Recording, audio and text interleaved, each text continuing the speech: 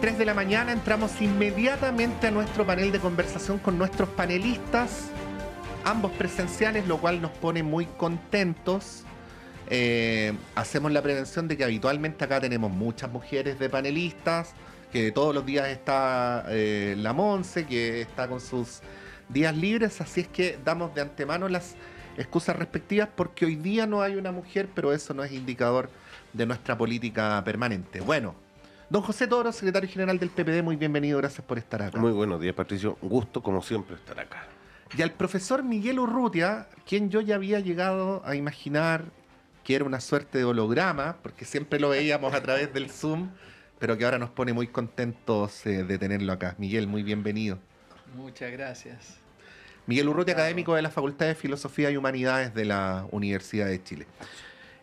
Bueno, partamos con la noticia de ayer noche, la decisión del Tricel en votación dividida de inhabilitar a Jimena Rincón. Traigo ahora al aire la conversación que teníamos fuera, José, donde tú como dirigente político, pero también deduzco que de tu conocimiento como abogado decías que este resultado era muy previsible. A ver si pasamos a explicarlo y luego entramos al análisis más político de la situación. Bueno, lo que pasa es que yo me he dedicado harto al derecho electoral y me ha tocado reclamar... Por razones obvias. ¿Por qué? Sí. Reclamar la resolución del CERVEL, impugnar candidaturas, un procedimiento que en nuestros tribunales, sobre todo en el Tribunal Calificador de Elecciones y en cada proceso eleccionario, funciona. Ahora, lo que pasa es que la norma era clara de decir cuándo una persona ha cumplido más de la mitad de su periodo.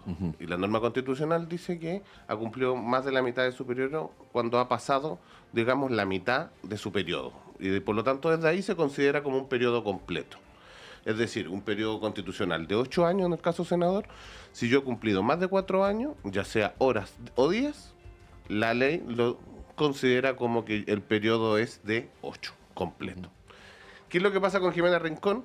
Que ella asume su senaturía y es nombrada ministra por la presidenta Bachelet. Cuando es nombrada ministra cumplió más de 4 años. Y después vuelve a ser electa senadora y cumple su periodo de 8 años. Por lo tanto, el tribunal lo que dice es que dado que ella estuvo más de 4 años, en este caso 4 años y horas, a ella se le considera los 2 periodos constitucionales y por lo tanto está afecto a la inhabilidad de que no puede postular por un tercer periodo. Esto fue... como candidata a senadora. Sí, esto fue... ¿Cuándo fue el segundo periodo de Bachelet? ¿Primero? En el segundo periodo de Bachelet, Sí, a ver. sí. Primer periodo de Bachelet, 2010-2014, ella alcanza a ser... Estoy perdido. 2010-2014 ella alcanza a ser senadora, asume el segundo periodo, 11 de marzo, sí. claro, segundo periodo de Bachelet. Sí, El problema ahí es trabajo, que ella, parece que fue, ¿no?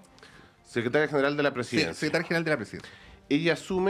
ella primero vota por la elección de la mesa del Senado y después asume como ministra.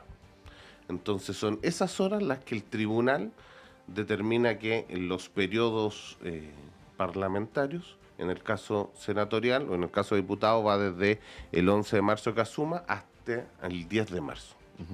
Ahí pasan las horas donde ella termina cumpliendo más de la mitad del periodo. Sí, pues bueno, Miguel, yendo al plano del análisis más político, ¿no? La creación de este partido de demócratas que hace algo que es inhabitual en la política chilena, que de alguna medida, en alguna medida todavía responde, ahora se ha desarmado un poquito más, pero que todavía responde al clivaje del sí y el no del 88, ¿no? De hecho, a quienes han pasado desde la otrora concertación a las derechas, en general no les ha ido bien. Recordemos la experiencia de Jaime Rabinet como ministro de Defensa del ex presidente Piñera, algunos esfuerzos previos, pero bueno, ahora ocurrió lo de demócratas, ¿no? Lo que en alusión histórica, pero a mí a esta altura me parece ya más ciutiquería que alusión histórica, se llama cruzar el Rubicón, ¿no? Bueno, las consecuencias que esto puede tener, porque la senadora Rincón era una de las 2 senadores de demócratas, ¿no? ¿Cómo ven las consecuencias que esto tiene en el partido? Porque uno podría predecir razonablemente que si hay algo que Jimena Rincón no puede hacer a estas alturas, obviamente en un tramo más de mediano plazo, es volver al domicilio de origen, ¿no? ¿Cómo ves esa situación? No lo puede hacer, dices tú. O sea, en la vida uno puede hacer cualquier cosa, digamos, claro. pero... No, claro, efectivamente esta descomposición se manifiesta a través de una situación que normalmente estaba bien gestionada por políticos de larga carrera como ella, ¿eh? Que aprovecho de decir que en lo personal, lo lamento por ella, la conocí, quizá ella no se quiere acordar que estudió historia con una banda de pelafustanes en la Universidad de Concepción, pero que fue siempre muy amable y una persona muy ¿Fueron compañeras de íntegra. universidad? Fuimos compañeros de universidad, Mira. sí. Esos cursos que las 3/4 partes estaban ahí de paso buscando los puntajes para luego ser abogados. Y sí, una persona muy agradable desde siempre. Por lo tanto, desde ese punto de vista, lamento que haya tenido esta caída, pero ustedes me están preguntando políticamente y claramente me parece a mí que es entonces la manifestación de que alguien incluso con saberes altamente profesionalizados en el campo de la política y lo electoral cometa estos errores. Nos está hablando de que precisamente hay un campo allí constituido sin mayor fondo político, por lo tanto en el que se improvisa desde todo punto de vista, por lo que veo. O sea, por lo pronto en lo ideológico, en lo proyectivo, en lo estratégico, y al parecer eso también tiene efectos en este terreno más práctico, de cancha más chica, y es lamentable para ella que se manifieste de este modo. Pero insisto, ya que tu pregunta, Patricio, es respecto de su campo de representación política en construcción, me parece que va a haber que rearmarlo de otra manera. Ahora, lo que sí es cierto es que ese tipo de intersticios en la política chilena son reales, no es eso lo que está en juego, digamos. Hay ahí fisuras que se van ocupando y que puede que alguien las ocupe a veces de manera mucho más virtuosa, o la llegue a ocupar alguna vez de manera mucho más virtuosa, y la expanda y haga algo potente con aquello. Creo que ya no es el caso de Ciudadanos. O sea, demócrata. Perdón, de demócratas. Sí. ¿Cómo ves esta interpretación, ya yendo al plano más político, José, de que no se podía hacer otra cosa? Te pongo el paralelo de Daniel Jadwe, ¿no? Esto lo he conversado en off con dirigentes del PC que me han dicho, insisto, en off, es que no podíamos no llevarlo. O sea, sabíamos que probablemente iba a ocurrir esto, pero no podíamos dar la señal que quienes lo objetábamos o quienes lo bajábamos éramos nosotros mismos. Por lo tanto, teníamos que seguir nomás y esperar que fuera el Tricel el que lo zanjara. En el caso de Jimena Rincón, ¿cómo lo ves? ¿Era inevitable? Yo creo que ¿Cómo te explicas su racionalidad política en esto? O sea, había un espacio de interpretación, ¿no? Porque Jimena había presentado como demócrata una solicitud al Consejo Directivo del CERVEL de que interpretaran la norma. Ya había una interpretación favorable, digamos, para darle el punto de que tenía alguna base. Ahora, yo creo que en ambos casos la responsabilidad de los partidos y por tanto de las dirigencias y de quienes se inscriben los candidatos es fundamental, porque esto perjudica las listas en las que participan. O sea, la no participación de Jadwe es un impacto a la lista de Unidad por Chile, la no participación de Jimena Rincón también es un impacto en la lista de Chile Vamos. Ambos escenarios completamente previsibles, o que por lo menos este tipo de interpretaciones del Tribunal Calificador de Elecciones estaba dentro del espacio que podría ocurrir. Porque ya había sido el Tricel muy claro con respecto a la norma de las reelecciones, ¿no?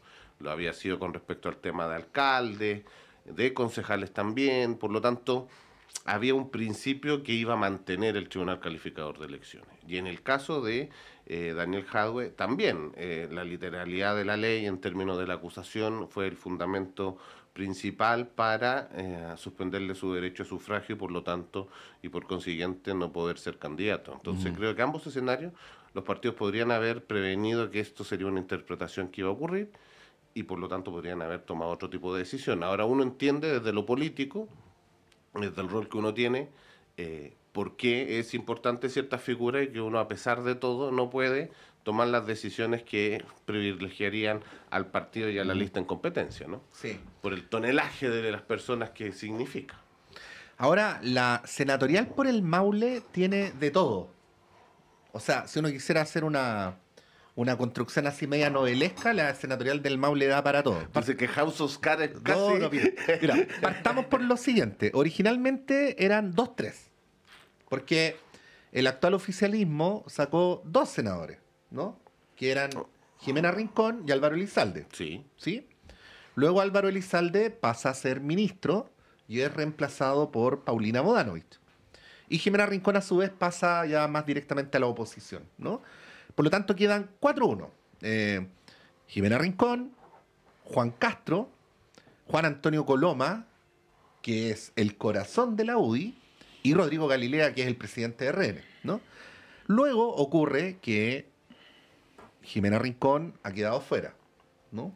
Que Juan Antonio Coloma no puede repostular y que el senador Galilea decidió no repostular pudiendo hacerlo. Y luego viene una lista larguísima de candidatos. Yo no llegué a imaginar que en el Maule pudiera haber tantos candidatos. No tengo el número acá, pero deben ser unos 30 por lo menos.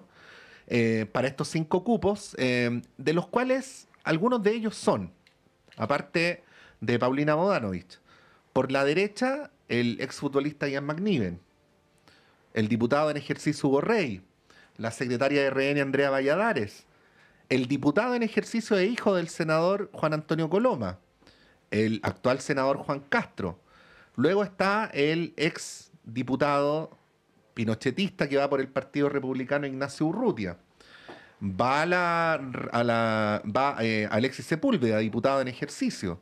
Beatriz Sánchez, ex embajadora de Chile en México. Te faltó un Jaime Naranjo, que va por fuera, y Francisco Pulgar, que está con arresto domiciliario por una acusación de violación contra una menor de edad. Hay un ex general. Lo Biel, estoy buscando. ¿puede ser? ¿Biel? ¿Sí? Vial. Vial. Sí, sí. Cristian Claro. Vial, general en retiro, Él. quien fuera comandante de la guarnición de Santiago que abrió la primera parada militar de Gabriel Boric. Lo digo con mucho respeto por todos los recién mencionados. Esto parece un casting, ¿no? Uno potente. Sí. No sé si con esto se puede hacer un análisis político. Yo creo que sí, o sea, es que lo que pasa hay diferentes factores. Uno, si uno analiza, voy a analizar mi propia coalición primero Sí. para que partir. Y en mi propia coalición, un senador en ejercicio que va a su primera elección, digamos, la senadora Paulina Bodanovich. Después tenemos a Beatriz Sánchez por el Frente Amplio, que claro, el Frente Amplio va a buscar, dentro de los pocos espacios senatoriales que tiene, va a buscar un espacio de crecimiento en la región del Maule. El análisis que hace el Frente Amplio es que quieren pasar de un senador por lo menos a 2, ¿no? Y que esta Claro. sería la segunda, porque el primero sería que Diego Ibáñez retenga el cupo del Que senador. mantengan el Claro. senador de Valparaíso. Después la disputa de Sepúlveda, de Alexis Sepúlveda, que también es diputado por Nuestro Mismo Mundo y quiere subir al Senado, ¿no? Eso yo diría que son los 3 candidatos más competitivos de nuestra lista, porque de ahí creo que hay 2 candidatos, yo llevo uno inclusive, pero que son candidatos que más bien tienen que ver con criterios electorales de cumplimiento de normas de paridad más que otra cosa, ¿no? O de ingresos electorales, digamos, ¿no? ¿Por qué lo planteo así? Porque hoy día el sistema está hecho de que a nosotros nos financian la elección en la medida de donde llevamos candidatos la vez anterior. Y por lo tanto yo llevé en el Maule con una altísima votación que si hoy día no presento candidato, pierdo esos ingresos. Ese es un poco el... Y por lo tanto, ahí hay una disputa para ir a tratar de jugar y de conseguir y de mantener los 2 cupos, que yo creo hoy día con la no postulación de Jimena Rincón se hace más posible. Porque las 2 listas de la derecha eran listas completamente fuertes. La lista republicano es la lista de republicano y social cristiano, y ahí va Castro, va el general Vial y va Urrutia, ¿no? Y la lista de Chile Vamos también era fuerte, con Coloma y con la secretaria general de RN, ¿no? Más el senador Castro en ejercicio. Más el senador Castro. Entonces eso hace una mirada que será bien difícil que nuestro mundo, digamos, el oficialismo, pudiese mantener los 2 senadores que eligió 8 años atrás. Ya, o sea, ¿tú crees que podría llegar a ser 4-1 en favor de la derecha? Hay una alta posibilidad de que eso fuese, ¿no? Sobre todo con Jimena Rincón yendo en la lista de Chile Vamos. Hubo. Ya, pero eso ahora se atenúa. Creo en tu que se opinión. atenúa un poco. Ahora, en la democracia cualquier cosa puede pasar y hay que ver cómo se comporta el electorado, pero uno tendiese a decir va a ser 3-2 finalmente. José, y para finalizar, porque ahí el análisis electoral es más de José, Sí, Miguel, y luego te vamos a exacto. llevar a otros temas. ¿El factor Jaime Naranjo? Nos Los quita análisis harto que ustedes han voto. hecho. Quita harto voto. No alcanza el umbral como para salir porque es alto, pero hace una mella importante. Por eso es que la probabilidad con Jimena Rincón de obtener uno era alta. Bueno, los quiero llevar a otro tema, que es la gira de José Antonio Kast por Europa.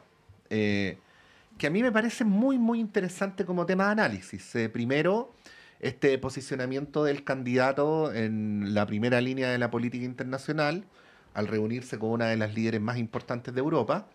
Pero en segundo lugar, por lo siguiente, esto lo planteo en un tono muy hipotético. Aquí lo que realmente importa es el análisis de ustedes.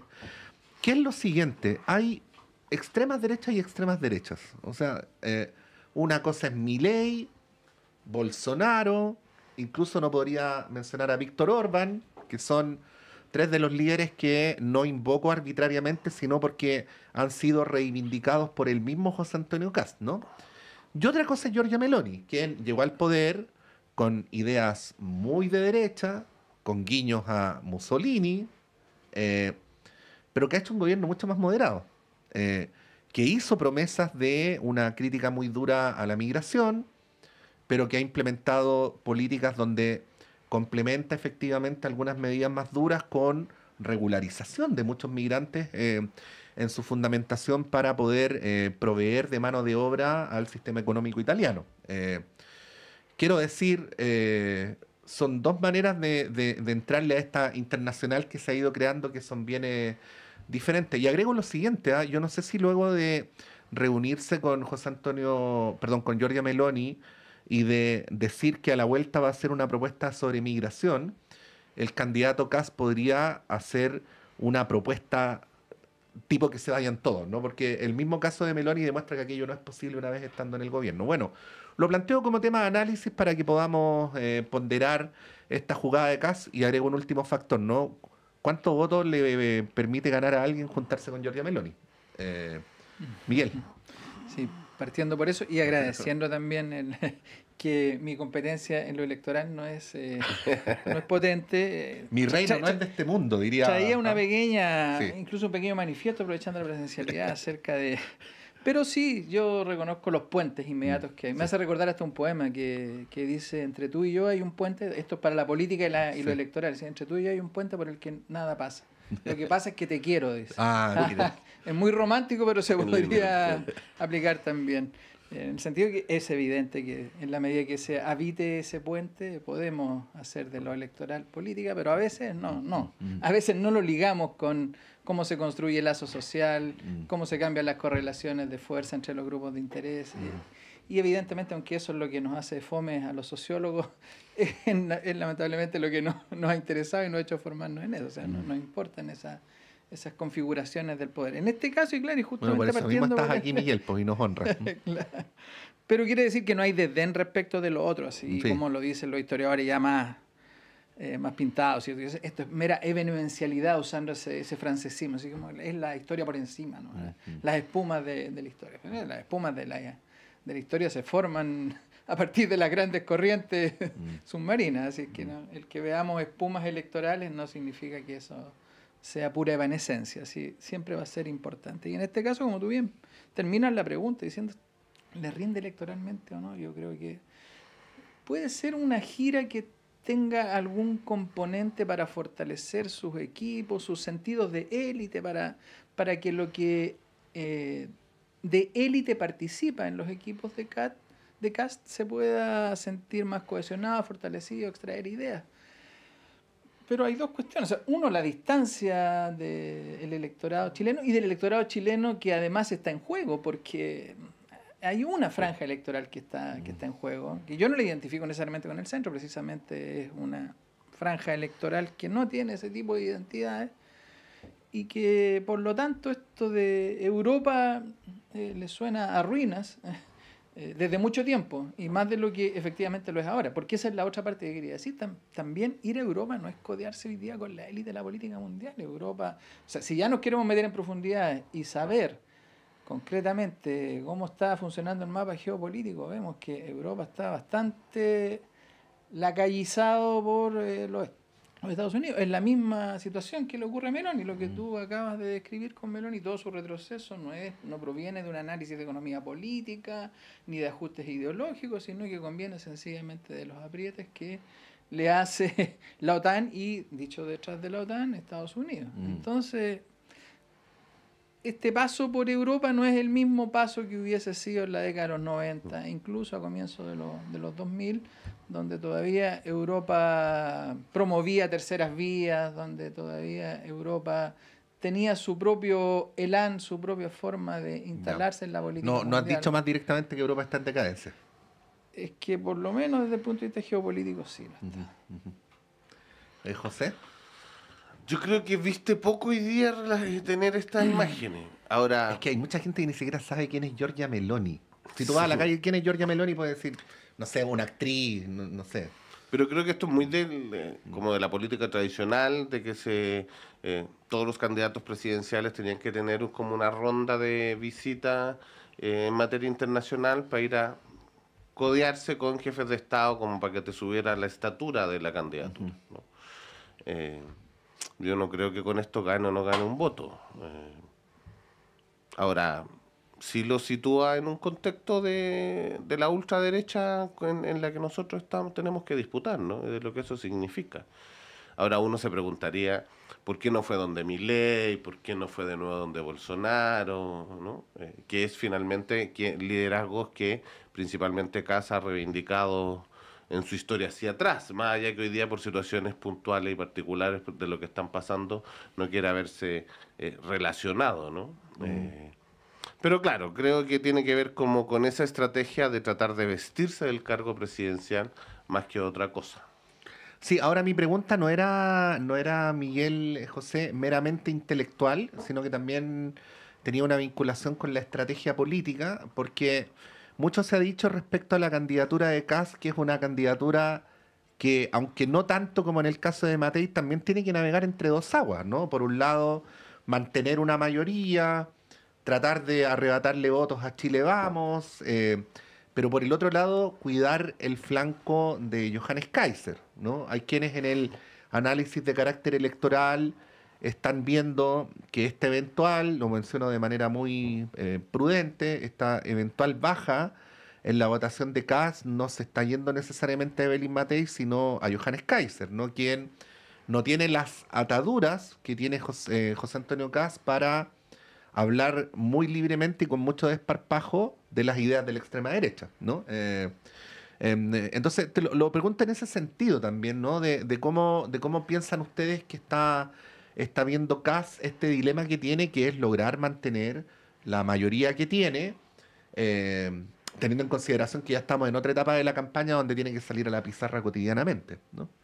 Sí, esta fortaleza de la derecha, que es toda pinochetista transversalmente, ahora que estamos con cuentos, se han transformado también en una jaqueca constante para ello, pero bueno, significó en primer lugar llevar oficialmente 3 candidatos. Yo sumaría a la derecha a Parisi también. Y por lo tanto ahí tener que guardar unos equilibrios que incluso aunque hubiese pactos entre ellos, bueno, sabemos que la política por otras condiciones, todo pacto lo puede destruir también.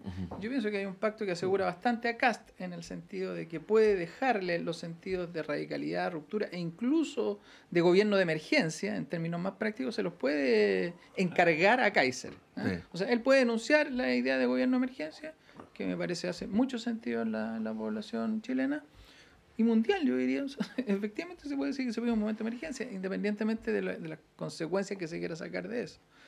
Se lo puede encargar a Kaiser, pero si se lo encarga y Kaiser lo hace demasiado bien, como creo que despunta que lo va a hacer, porque Kaiser, la verdad es que es un político inexperto, pero ideológicamente no es tan inexperto.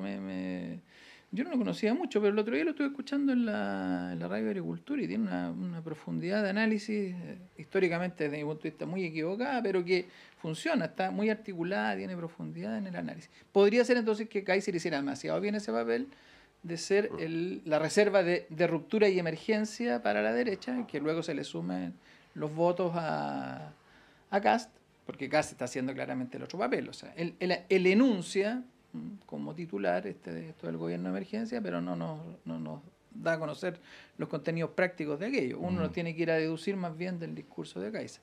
Eso que se puede hacer avanzar a Kaiser electoralmente, puede reducirle la votación a Kast y dejar a Matei por delante de Kast.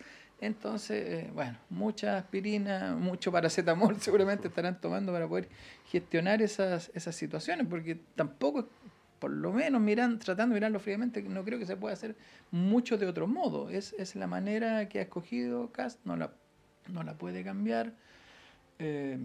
Quizás si en una conversación por debajo con Kaiser pedir que refrene su avance electoral para que no les ocurra, porque evidentemente que hay mucho más afinidad entre ellos y Matei, para que no les ocurra que la merma de votos que le ocasione Kaiser le permita pasar adelante a Matei.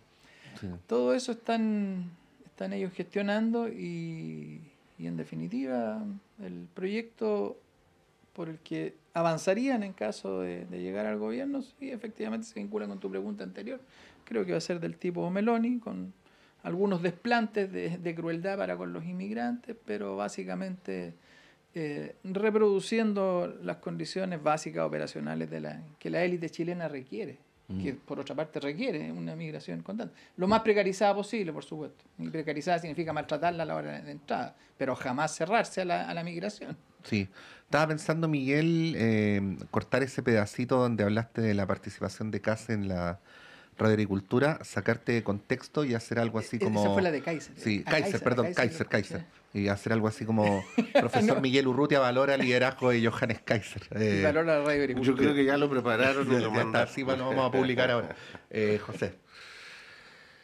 Yo creo que efectivamente Kaiser hace ver completamente moderado a Kast. Y hay una estrategia ahí electoral. ¿Tú adhieres a que no hay casualidad en eso? No tengo comprobación para... No tengo pruebas ni tampoco tengo pruebas, pero tampoco tengo dudas. Porque efectivamente juegan ahí muy bien, si uno mira los debates y los diferentes foros nunca se golpean y uno dice, bueno, si tratan de representar a la misma ultraderecha o al autoritarismo, ¿dónde está, no? ¿Dónde está ese choque de posiciones para efectos de poder mostrar que quién es más de ultraderecha que el otro? Y no, juegan muy bien. Entonces creo que efectivamente tiendo a compartir ahí lo que dice el profesor de la radicalidad de Kaiser, que le permite parecer moderado a Kast, para tratar de ir a buscar un mundo que finalmente no está en esa ultraderecha, ¿no? Y en ese mundo autoritario conservador. Y creo que eso lo puede poner en riesgo que, por otro lado, Evelyn pueda volver a crecer y, por lo tanto, superar en la elección definitiva desde un mundo quizás más de centro, que yo creo que atacó muy tarde Evelyn para tratar de pasar a Kast, ¿no? Y no sé si le va a alcanzar, porque al final creo que la primera estrategia era de Evelyn, que era creo que su instinto natural, ¿no? Hacia su sector propio de ir a disputar ese mundo de la derecha autoritaria pinochetista, ¿no? Y después entendió que parece que allá la gente iba a preferir al original y no a una copia del último minuto. Y creo que ahí va a estar bien la disputa presidencial, ¿no? Y por lo tanto, quien saque más rédito de esa postura es quizá el que va a ganar. Ahora, un fenómeno que ahí hay que preguntarse bien es cuál es el electorado de este mundo. Porque yo no sé si es completamente un electorado ideologizado con un sector político, sino también hay un electorado que es muy apático de todos los sectores y que se ve en esta radicalidad como algún espacio de representación, no necesariamente desde la convicción política, ¿no? Sí, lo que dice Alberto Mayol, ¿no? Que el electorado de José Antonio Kast no es solamente personas de extrema derecha, ¿no? Sino que tienen esta cosa de estar en contra del gobierno de turno, estar enojados con el sistema económico, y así sucesivamente. O sea, como de esta cosa de lo que quede de clase trabajadora que siente que los partidos tradicionales de izquierda no le han resuelto sus necesidades y que por lo tanto busca en la ultraderecha que le resuelva sus problemas, ¿no? El fenómeno un poco como los demócratas perdieron ese voto y se fue a los republicanos con Trump. Así es. Bueno, vamos a ir un breve alto y a la vuelta vamos a seguir conversando lo que pasa con las demás candidaturas. Y también queremos dejar un pedacito para hablar de lo que está ocurriendo con Estados Unidos y Venezuela. Vamos y volvemos.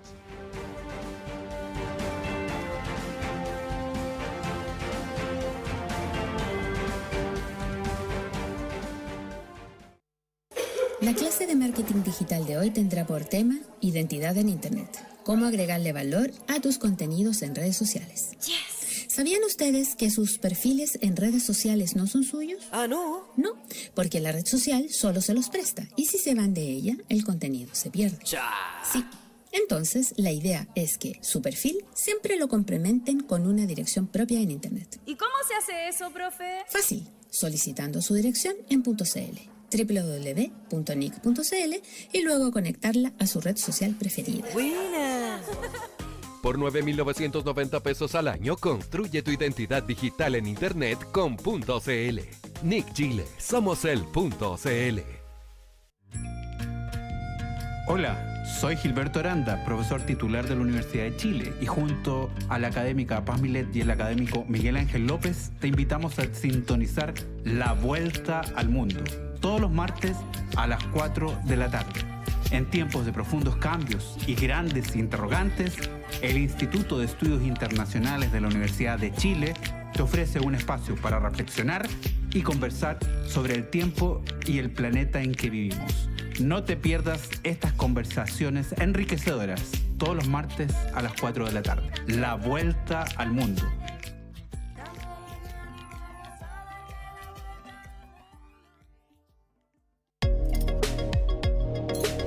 ¿Cómo han cambiado las ciudades y los centros poblados en Chile durante la última década? ¿De qué manera respondemos a las distintas realidades y necesidades de sus habitantes? La planificación urbano-territorial busca responder a estos desafíos, pero ¿cómo se organiza el espacio que habitamos y quiénes lo organizan? Escucha Ciudades al Día en Radio Universidad de Chile. Conduce Paola Girón, presidenta del Consejo Nacional de Desarrollo Territorial. Todos los miércoles a las 18:30 horas en el 102.5 FM y radio.uchile.cl.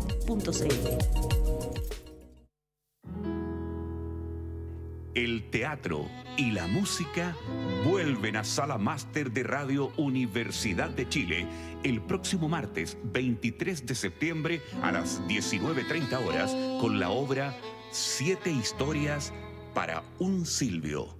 Un montaje dirigido por Marcela Paz Silva, que nace a partir del último trabajo de la cantante y actriz Carmen Prieto, quien revisita la música del trovador cubano Silvio Rodríguez en su álbum Señora del Tiempo. Inspirada en esta música, Malucha Pinto, dramaturga y actriz, crea un texto que invita a sumergirnos en la historia de dos mujeres que se encuentran y dialogan sobre el tiempo, el presente, sus vidas y el sentido del viaje.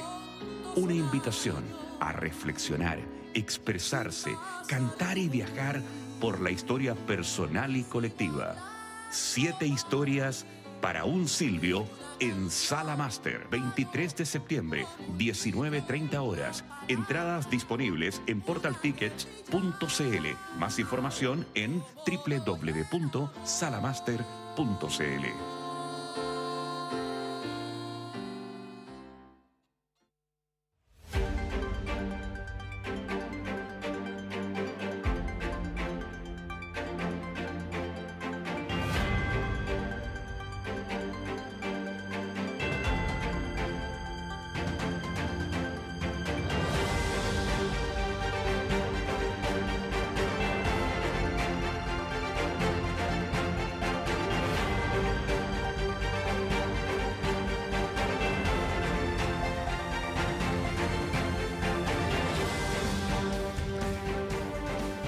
Estábamos en la pausa con José Toro y con Miguel Urrutia tratando de hacer cuadrar el círculo. Y no lo logramos. Pero bueno, como probablemente el profesor Urrutia podrá corroborar. No todos los análisis tienen que necesariamente llegar a algo concreto, ¿no? A veces el recorrido analítico es interesante en sí mismo. Pero bueno, de lo que hablábamos, ahora sí lo compartimos con ustedes, ya que en la primera parte hablábamos de la estrategia de Kast, de la relación con Cáceres. ¿Qué pasa con las otras dos candidaturas que están en los primeros lugares? Y que en el caso de Matei se ve que sube un poco, que baja, depende de cuál es la encuesta. Aprovecho de decir que no todas las encuestas son coherentes entre sí. Respecto a Matei, por ejemplo, Cadem dice que baja, Cadem dice que sube y Criteria dice que baja, ¿no? Ahí hay un ejemplo. Pero también respecto a Janet Jara, porque esta estabilidad de un primer lugar que no logra imponerse en segunda vuelta en el caso de Jara, o del tercer lugar estable en el que supuestamente está Belín Matei, no le sirven, ¿no? ¿Cómo ven aquello y la posibilidad de que esa estabilidad cambie en algún sentido, Miguel? Bueno, en primer lugar, yo trataría de reconocer sí que hay algunos polos estables, altamente estables en Chile, ¿no? Y que la inestabilidad viene dada precisamente por el centro, pero no en el sentido clásico de lo que se entiende por el centro, sino sencillamente por aquellos que no habitan estos polos. Miren, sí, hay un 35-40% constante que está normalmente ilusionado y dispuesto a concederle una vez más una oportunidad a lo que se autodenomina izquierda. Le está pidiendo, ese sí, le está siempre ofreciendo la oportunidad de izquierda, por favor, demuéstrame que sabes mandar y que sabes retribuir los esfuerzos que se hacen desde el trabajo para progresar. Pero siempre tiene la esperanza puesta, aunque la izquierda lo defraude 20 veces, siempre piensa que la mejor opción es buscar eso allí. Algo similar también hay entre un 25, un 30% del otro lado. Y no estoy con esto mermando, no estoy diciendo que es más la izquierda y otro sector que dice, mira, le encargo lo mismo, pero a una autoridad fuerte, ojalá que reivindique a Pinochet, y están convencidos. Y eso se mueve bastante poco, ¿no? Se mueve bastante poco. Aparentemente hoy día pareciera que tiene más movilidad por el hecho de que puede transitar de Kaiser a Kast y a Matei, pero nosotros sabemos que, o sea, y esto no lo digo de sobreideologizado, digo que o sea, en los sectores de izquierda tenemos un problema para decir con toda la fuerza, por ejemplo, que el demócrata más grande del siglo XX en Chile es Allende. No, le vamos a sacar el quite a eso, nadie lo va a... En la derecha, transversalmente, a todos se les sale a cada rato que les encantó Pinochet, que hizo las cosas buenas. Lo tienen claro y más bien es un problema que les emana así de manera natural. Por lo tanto, yo digo que ese 25%, 30% de personas que son nostálgicas del pinochetismo se identifican allí, lo mismo con Matei que con Kaiser, pueden variar, pero es estable. El problema es eso que antes denominábamos el centro y que provocaba esas carreras hacia el centro. En los 90 se entendía que corrían primero, el PPD no hizo ese papel, ¿cierto? Correr hacia el centro, a llenarlo y por lo tanto ahí a ganar como centro político. Lo que reinterpretamos hoy día históricamente es que esa carrera de contenido político en primer lugar era aceptada y seguida por el electorado. Se entendía que con eso podíamos entonces resolver la cuestión de que los sectores de izquierda que siguiesen a cargo de este proyecto sencillo, insisto, o sea, que alguien mande, que mande con justicia, que nos asegure cierto progreso, cierta prosperidad y que esa prosperidad nos permite conservar este salto que hemos dado, este salto que significaba, el salto que ya se dio al salir de la dictadura, que es que tener una oportunidad de esforzarme, porque en países como los nuestros es lo primero que se busca. O sea, hay grandes momentos en los cuales ni siquiera tienes dónde realizar tu esfuerzo personal como trabajador para que eso tenga alguna posibilidad de rendir. O sea, son sociedades que desde ese punto de vista incluso marginalizan. Eso lo habíamos logrado en los 90 y ya estaba funcionando. Entonces, hoy día tenemos esos polos estabilizados y la pregunta es, ¿qué ocurre con esa carrera hacia el centro? Que ya no es en los términos de moderación política, sino de la disputa de novedad, o sea, en el sentido de decir, porque sería súper novedoso una izquierda que finalmente diga, sí, yo sé mandar. ¿Ah? Y además sé mandar en unos contextos en los cuales genero un margen de progreso económico y ese progreso económico va a detener por otro fenómeno, y esto sí, ya lo digo muy sociológicamente, que es un fenómeno de ciertos rendimientos decrecientes del esfuerzo de los trabajadores chilenos. No estoy diciendo que los trabajadores chilenos estén en franco retroceso en su proceso, pero los rendimientos de sus esfuerzos son decrecientes. Ven que los hijos hoy día, vemos que los hijos están cada vez más lejos de la casa propia, por fenómenos bastante particulares. Claro, mi primera casa propia es bastante más humilde que seguramente a la que aspiran mis hijos. Pero, bueno, tanto por la visión de las siguientes generaciones como por la experiencia directa de uno, hay una tendencia a rendimientos decrecientes que esto no es el alarmismo nomás de decir estamos cada vez más pobres, estamos cada vez más mal. No, pero cada vez hay que levantarse más temprano para obtener y acostarse más tarde para obtener al final del día más o menos lo mismo que estábamos obteniendo antes. Y no era esa la idea, no era ese el pacto.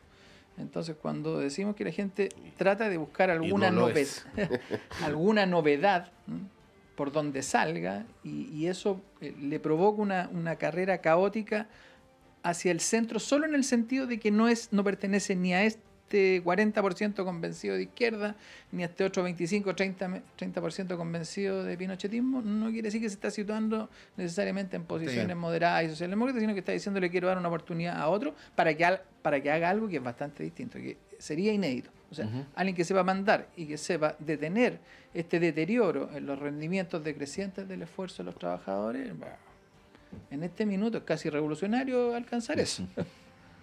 José. Aquí hay una discusión muy interesante ahí, porque yo comparto que efectivamente ese rendimiento decreciente traducido es que lo que a la generación de mis padres le costaba 5 o 10 años en tener el pie para su casa propia, a mí me cuesta 20 años. Ahorrar para poder dar el pie, para poder comprarme mi primera casa. O sea, más aún, en las poblaciones marginales, uno podía obtener un terreno incluso gratis, ¿no? Claro. O sea, no es casual que en el Santiago de hoy, por ejemplo, a veces en los barrios más pobres es donde están los sitios más grandes. Pero eso incluso para una persona acomodada en este tiempo es utópico. O sea, es que comprarte hoy día un departamento, una casa o un terreno en valores que son completamente casi imposible para el 80-90% del trabajador común, ¿cachai? Incluso dentro del 10% también se consagra esa misma desigualdad tan brutal. Entonces, la pregunta ahí es, ¿cómo yo creo, lo sitúo como en un 20% que tiene esta movilidad en que puede votar por alguien de izquierda o de derecha sin ningún problema, mientras uno sea capaz de darle esta conquista de este sueño, de mejorarles las condiciones materiales de las personas, de que seamos capaces de transformar lo que decimos en una acción real y concreta? Y otra cosa que me parece muy certero en el análisis es que esta cosa del mando se traduce en la señal de orden que requiere la sociedad chilena en general, ¿no? Dice, yo queremos orden. Y hay un mundo que dice, bueno, ciclos, ¿no? O sea, es que yo creo que siempre hemos querido como orden. Yo veo en la sociedad chilena siempre una conducta basada en un lineamiento del respeto a la autoridad, de una línea conductual así. Pero, por ejemplo, cuando ocurrió este cambio, que es raro, porque fue la última vez que en términos formales hubo continuidad, pero era un cambio de paradigma bien significativo entre nuestro papá mandón Ricardo Lagos, ¿no? Y esta mamá acogedora Michelle Bachelet. O sea, en la línea de lo que estamos conversando. Yo creo ahí desde lo que a mí me produce en ambos liderazgos, si uno mira el primer liderazgo social propiamente tal, con un foco en derechos sociales, fue Michelle Bachelet. A diferencia de Lagos, ¿no?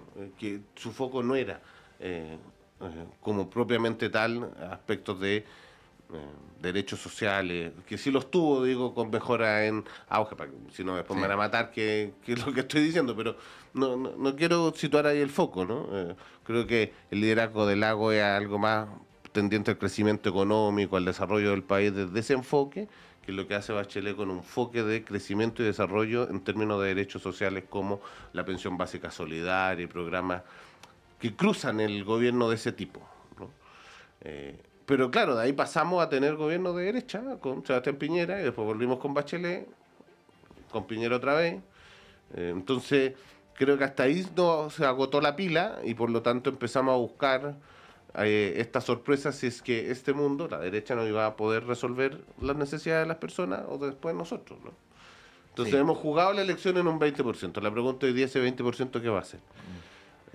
Con una profundización, que creo que ahí no estamos exentos de lo que ocurre en los fenómenos mundiales, el auge de la extrema derecha que se traduce en una regresión de derechos sociales y en un discurso que uno pensaba que se había terminado y que se había acabado, que la derecha chilena había superado con respecto a la dictadura, pero vuelve a revivir, ¿no? Porque siempre estuvo ahí escondido y latente, pero vuelve a salir como ráscatelas tú solo, más mercado para todo, que pague, o vuelven a decir, bueno, que vuelva el lucro en la educación. Bueno, quería dejar los últimos minutos para que hablemos de lo que está ocurriendo con Estados Unidos y Venezuela. No les voy a preguntar si ustedes piensan que Estados Unidos va a atacar Venezuela, porque es una pregunta muy complicada de contestar. Más bien, y sin desearlo, me pongo en la eventualidad de que ocurra, ¿ya? O sea, lo quiero poner como derechamente en ese escenario eventual. En dos sentidos, ¿no? Como tratando de hacer un debate en términos latinoamericanos, pero también vinculados con la coyuntura chilena. Parecería de sentido común, y si es que aquí el debate político funcionara razonablemente, las personas en general deberían entender que esto aumentaría la inestabilidad en América Latina, aumentaría la migración venezolana hacia los países de la región, generaría efectos en la estabilidad económica y otros por el estilo, ¿no? Por lo tanto, incluso por una cuestión pragmática, ni siquiera estoy entrando al área de los principios, lo que razonablemente debería ocurrir es que el sistema político chileno, incluyendo el debate presidencial, dijera esto es indeseable, no nos conviene, no debe ocurrir, ¿no? Pero en paralelo hay quienes interpretan que si esto ocurre va a instar a que los candidatos se pronuncien respecto a si están de acuerdo o no están de acuerdo, tal como ocurrió en el último debate presidencial donde les preguntaron, y hay quien podría capitalizar esta idea de que caiga Maduro como sea, ¿no? Para efectos de acarrear agua a su molino, ¿no? Bueno, ¿cómo ven el correlato entre esto que hemos estado conversando en general en casi todo el foro, que es nuestra política chilena, y este hecho al cual obviamente no le quiero quitar relevancia, es una cuestión muy importante y grave en la eventualidad que ocurra, pero que adicionalmente tiene consecuencias en esta parte del mundo, ¿no? Miguel. Sí. Desde el último punto de vista que tú manifiestas, rendimientos electorales, efectos directos en la subjetividad política, yo creo que ahí el terreno del antimadurismo y que es antichavismo, porque en algún minuto se trató de hacer la diferencia, pero hoy día ya es todo anti procesos socialistas de este tipo. Ya no se considera más que esto fue pervertido por Maduro y que tuvo un buen momento con Chávez. A mí no me cabe duda que sería celebrativo para todas las subjetividades populares, y que por lo tanto el que no celebre se puede perder algunos votos. Y eso lo digo con profunda tristeza, porque sí conozco la realidad venezolana, sé que es mucho más compleja y sé que nada amerita una intervención yanqui. Eso lo sé porque estudié historia, lo sé por cada momento en que aquello ha ocurrido. Y sin embargo... Pero te fijas que es como contradictorio, porque si a muchas personas lo que le molesta es que haya muchos venezolanos en Chile, va a haber todavía más. Digo, en el caso de una invasión o de un ataque... Que suponen de que con la restauración, si alguien lo quiere colocar así, de un modelo o de otros liderazgos en Venezuela, va a ocurrir el fenómeno al revés, la gente va a volver a su país, su país, por lo tanto... La gente nunca vuelve. Bueno, claro. Pero eso lo sabemos nosotros. En realidad, el relato que se va a crear, que acompañaría y que seguramente sería el complemento de esa invasión, creo que es el que dice José, claro, o sea, vamos a volver a Venezuela a su sitio, y los venezolanos que están por el mundo van a volver allá, y de eso va a alimentarse el electorado y la subjetividad más inmediata. Me refiero, no en el sentido profundo, el que se constituye como sujeto para la acción. Ahora, que haya yo creo que nada justifica una intervención militar. Ya, es que voy ahí. Que haya élites que incluso por conveniencia electoral, pues estamos hablando de élites políticas que de alguna manera, además de ganar elecciones, tienen la responsabilidad de pensar los países, ¿no? Y de pensar las regiones, ¿no? Que haya élites que por conveniencia electoral digan, está bien que esto ocurra, ¿no? Si uno tiene en consideración la historia de América Latina. Es que hay un mundo que lo dice porque electoralmente acá le es beneficioso, ¿no? Y quizás sobre todo en este distrito, ponte tú. Porque tiene un padrón importante de población migrante, sobre todo extranjero, y quienes gran parte de ese mundo ven en la intervención militar yanqui como una posibilidad de resolver su problema allá. Y por lo tanto aspiran y desean eso y están a favor de eso. Entonces, desde el punto de vista populista, hay un mundo que dice sí, esto es lo que queremos. Y sí, yo comparto con usted la intervención entonces militar de un país a otro. Entonces, sí, bueno, ¿cuál es el límite de eso, no? Porque empiezan allá y después se empiezan a acercar y terminamos acá. Entonces, cuando ya llegamos acá, puta, vamos a decir, esto no es posible, atenta el derecho internacional y todas las cosas, pero ya justificaste lo que nunca se tuvo que justificar. Entonces, yo creo en la paz, creo en la salida democrática, aunque parezcan imposibles a veces, pero nada justifica una intervención militar de un país a otro. No, y en el mediano plazo nos deja, en este momento de reordenamiento mundial, donde Estados Unidos incluso cede ante la posibilidad de una multipolaridad, su gran base y su gran apuesta es decir, bueno, yo cedo, pero la factura se la paso a mi patio trasero, o sea, como nunca, o sea, en la más Monroe, digámoslo así. Ahora, eso es tan difícil de explicar en un corto plazo, donde están todas estas otras subjetividades soliviantadas por los medios, en fin, por la falta también de profundidad en el análisis. O sea, eso es terrible para nosotros, porque este es un momento en el que sin pretensiones rupturistas, revolucionarias, tipo revolución cubana, efectivamente América Latina podría negociar en bastantes buenos términos su posición en este nuevo orden mundial, pero con una invasión ahí en Venezuela metida, o sea, es que América Latina no negocia nada, o sea, se sientan las bases completas para que ese sea el pago con el cual los Estados Unidos dicen, bueno, mira, si es verdad, vamos a ceder ante un par de potencias mundiales más y vamos aquí a repartir. Pero este es nuestro territorio. O sea, para América Latina las consecuencias prácticas serían...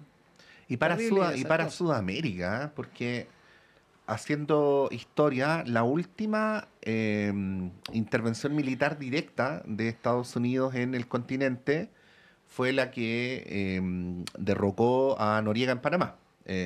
Y eso fue hace más de 35 años, pero además fue una irrupción que hasta el día de hoy genera una herida en la sociedad panameña, pero que fue una irrupción quirúrgica. O sea, entraron 2-3 días, derrocaron a Noriega y terminó la operación militar.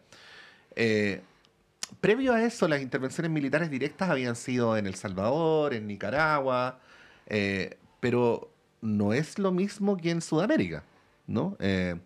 Estados Unidos había intervenido en Sudamérica propiciando golpes de Estado, formando torturadores, pero no enviando tropas, ¿no? Y creo que eso es algo a lo que no se le toma el peso, porque no hay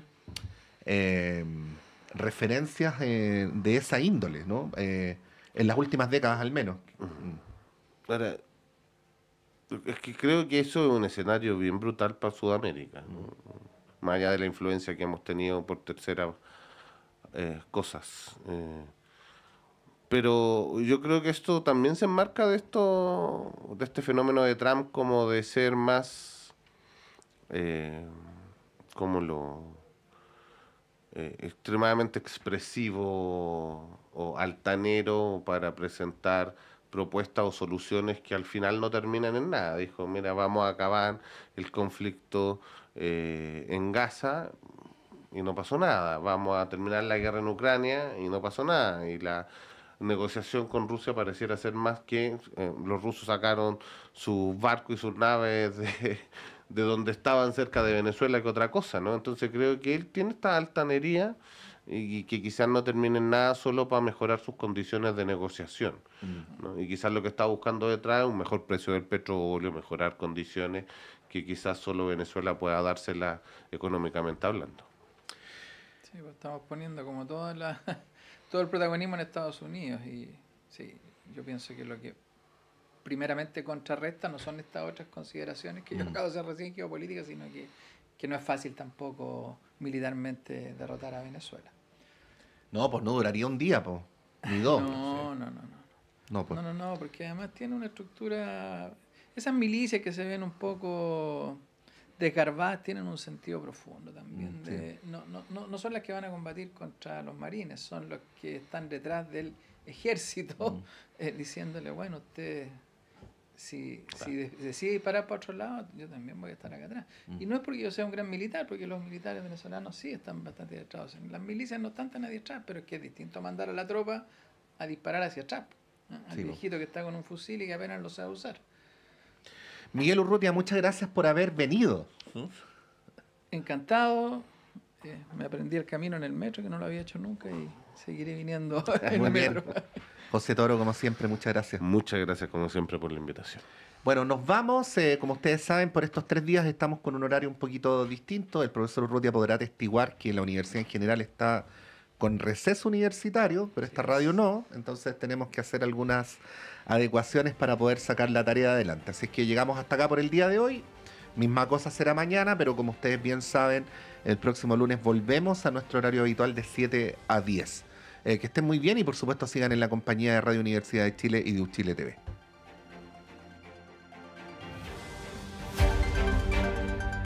El Departamento de Prensa de Radio Universidad de Chile